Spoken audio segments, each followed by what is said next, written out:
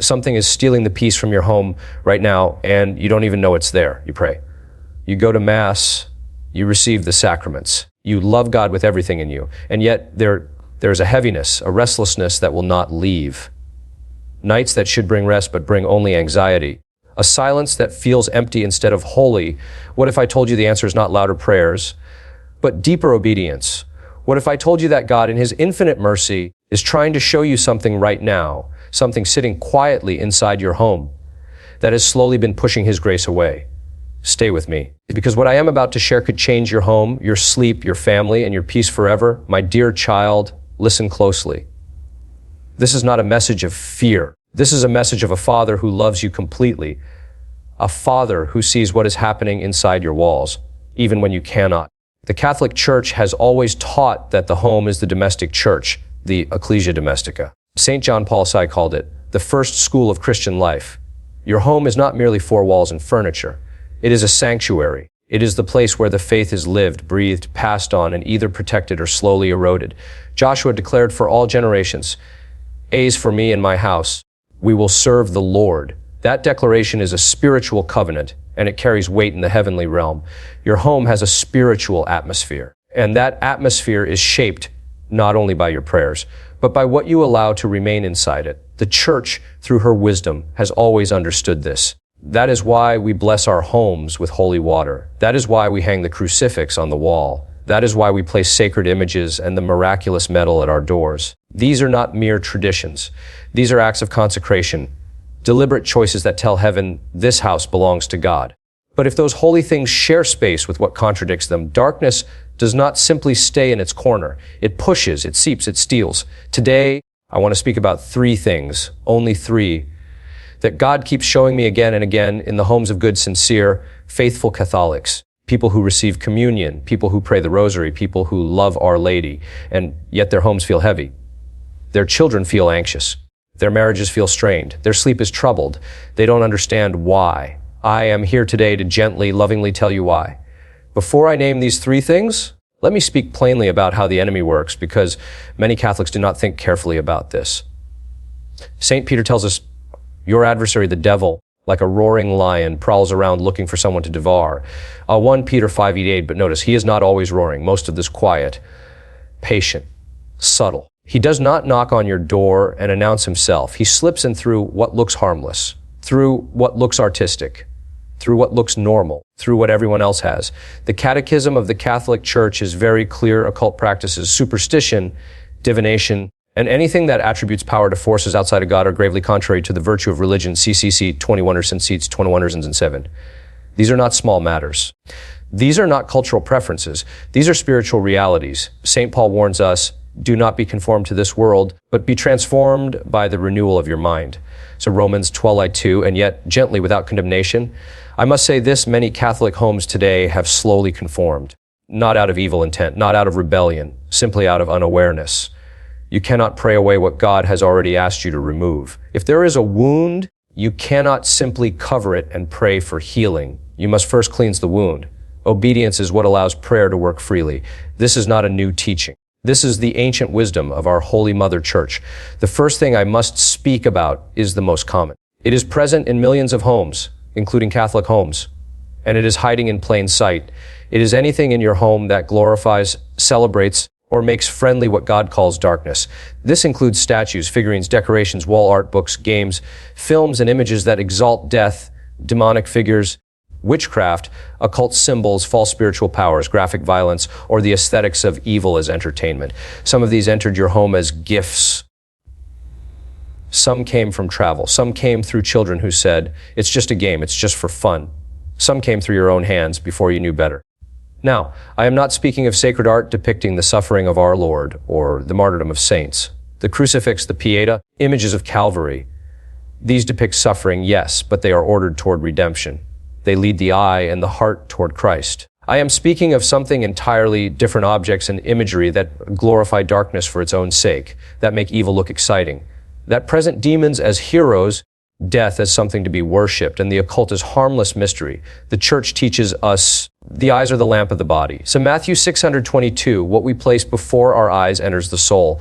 What we display in our home speaks spiritually, not only to us but into the spiritual atmosphere around us. I once visited a woman, a faithful woman, a woman who prayed the rosary every night, who never missed Sunday Mass. But her home was dark. Fear gripped her children. She could not sleep. Anxiety never left her. When we spoke gently, she led me to a corner shelf, a small figurine, given as a decorative gift by a well-meaning friend, representing a spirit from another religious tradition. She said softly, "Father, I never thought it mattered. It was just a decoration." We prayed together. We blessed the home with holy water. She removed the object with peace, not panic.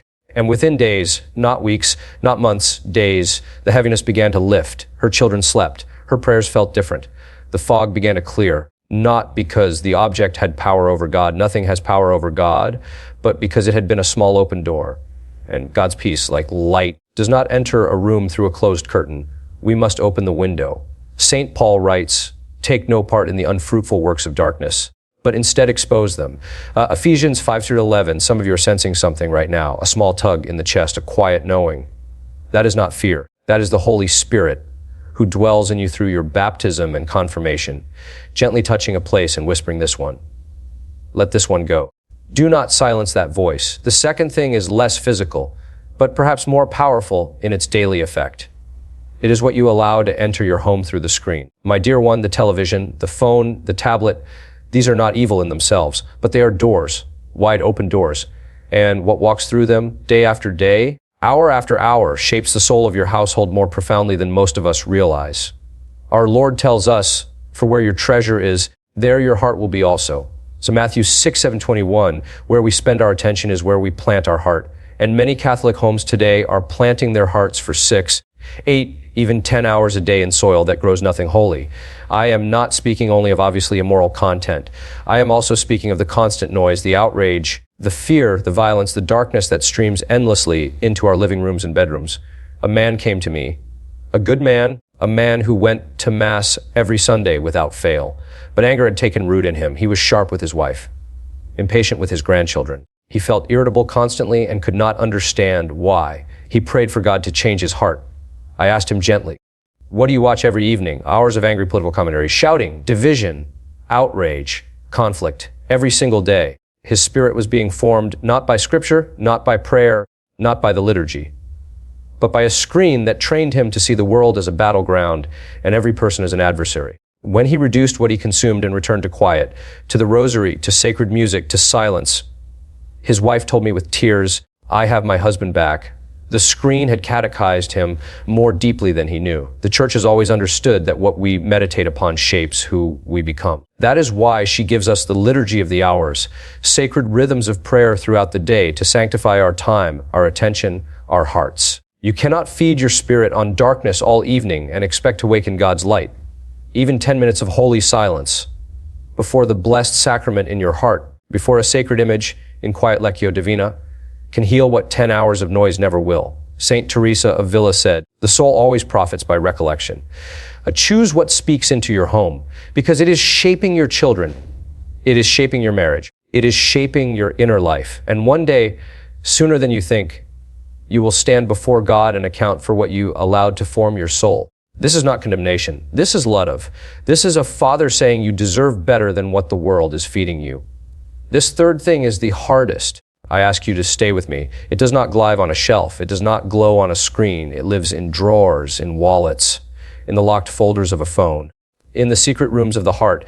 It is what you are keeping that you know. In your deepest self, God has asked you to release old letters, photographs of a relationship that should have ended, messages that pull you backward, memorabilia connected to old sins, objects tied to grief that has calcified into identity, habits of thought, old bitternesses, old resentments, old wounds that you have kept alive by returning to them daily like a fire you refuse to let go cold.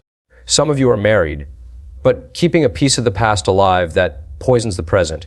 Some of you are carrying unforgiveness toward a parent, a spouse, a child, a priest, a friend, and that unforgiveness has become a spiritual blockage as real as a stone wall between you and God's grace. Some of you are holding guilt, not the healthy sorrow that leads to the sacrament of reconciliation, not the contrition that opens heaven, but the paralyzing, accusing guilt that whispers you are too far gone. God cannot use you anymore. That voice is not God's. That is the voice of the enemy. The church gives us the most beautiful gift in all of Christianity for exactly this moment, the sacrament of reconciliation. Whose sins you forgive, they are forgiven. John 20:123, in the confessional, through the ministry of the priest, Jesus Christ himself absolves you. Not symbolically, not metaphorically, actually, truly, completely. The prodigal son did not clean himself before returning to the Father. He returned in his rags, in his shame, with his rehearsed speech still forming on his lips. And the Father was already running toward him, already, before the boy could speak a word. That is your God. But hear me gently, God cannot heal a wound that is constantly being reopened. Reconciliation requires letting go, not just the sin, but the attachment to it. Not just the guilt, but the items, the patterns. The secret returns to what God already forgave.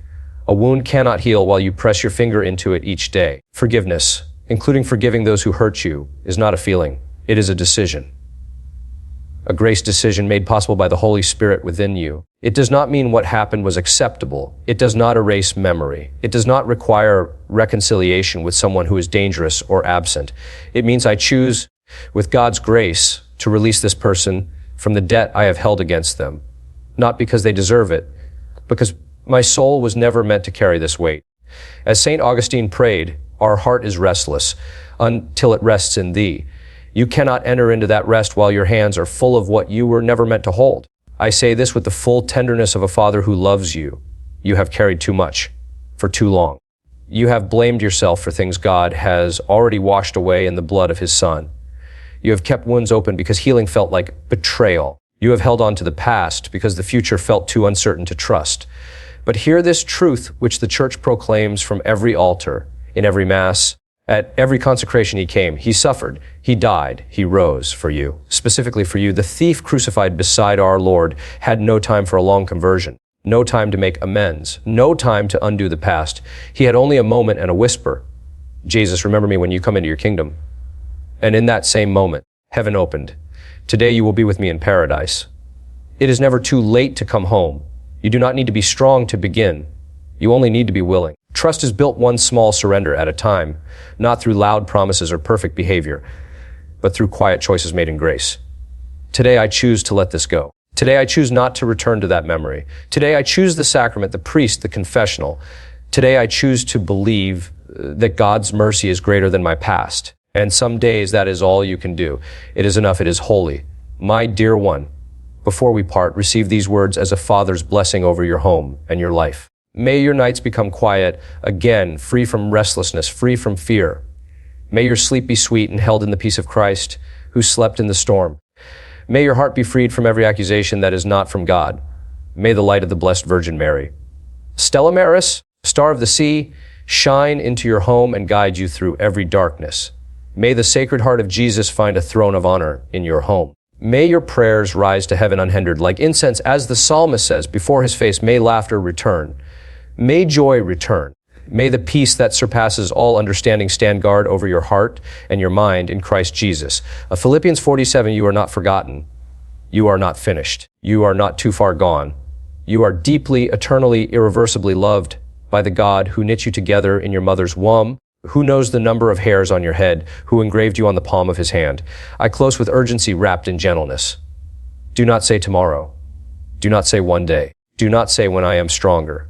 Obedience precedes strength. Peace follows the step. It does not lead it. Tonight, choose one small act of faith.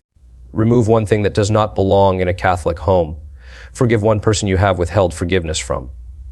Surrender one secret you have been carrying alone. Spend 5 minutes in silence before the crucifix. Small steps move heaven, and heaven, right now, is already leaning toward you. Make room. Open the window. Let the light in. And may the Lord bless you and keep you. May the Lord make his face shine upon you and be gracious to you. May the Lord lift up his countenance upon you and give you peace. Numbers 624:26, go now, not in fear, not in shame, but in quiet courage, simple obedience, and steady trust in the God who never stopped calling your name.